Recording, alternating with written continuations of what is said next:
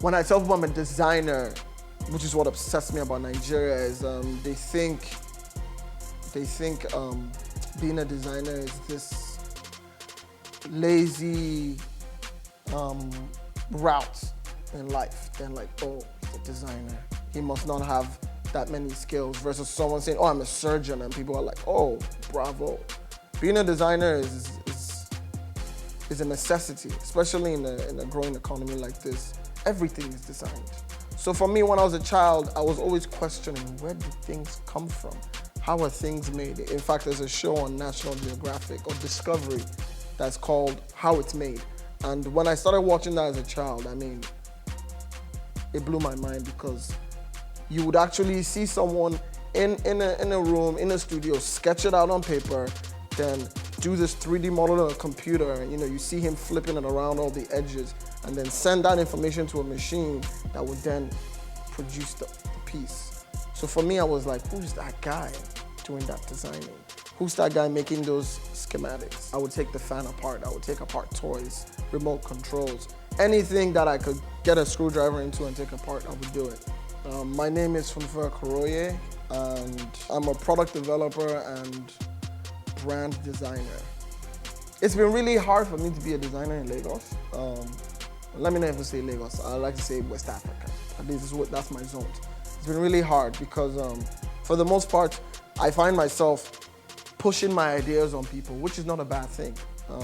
Sometimes people can't see where they need change, so you have to tell them. There are those rare moments where you meet someone who believes in a vision and you actually create something that you are happy to talk about and share. Design is not just how it looks, it's how it works. Form must follow function, and function must follow form. So for me, design is not just aesthetics, it's engineering. You can push the limits to make your design and your form work together and your function also fit in there. It's been really hard for me to be a designer in Lagos. Let me not even say Lagos, I like to say West Africa. At least that's my zone. It's been really hard because for the most part, I find myself pushing my ideas on people, which is not a bad thing. Sometimes people can't see where they need change, so you have to tell them. I think maybe people assume that as a designer, you're sitting in this big office and people come knocking on your door begging for your ideas. 99% of the time, you are begging people to listen to you. Design sometimes affects, not sometimes, most of the time affects the stability of the product and how well it works. So it's really hard explaining that to people who have products that don't have long shelf lives. They want it to be on there for a week and boom, it's done. When it gets into your house, they don't expect you to give a damn about how long it takes before your bottle starts to warp, or how long it takes before your shoe starts to fall apart, or how long it takes before that dress starts to tear at the seams. For them, they just want to get it out, get you to buy, have you throw it away and come back again really quickly for something that's also subpar. I think changing the mentality of design is in our hands right now, us, the present young generation, because we have hands in either our parents' companies, or we have friends whose parents have companies.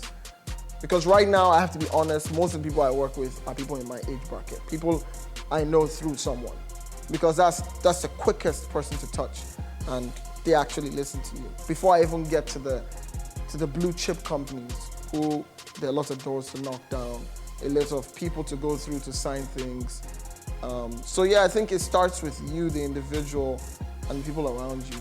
It's all about the youth right now. Everyone is rebranding because we are going to be around for the next couple decades, and we're gonna have kids in the next couple decades. So I think you start by whispering, these notions of change, and then you show it to them physically. I don't like to talk, and that's the good thing about being a product designer is you actually get to put things down on paper and show them, okay, your logo sucks. I mean, that's too easy. Show them how it can be better. Do what you can with what you have. That's product design. Because you can be working your 9 to 5 and have a great idea. You put it down on paper, you make a 3D model, you test it with your friends, If you're ambitious, you take it to Kickstarter or a venture capitalist firm.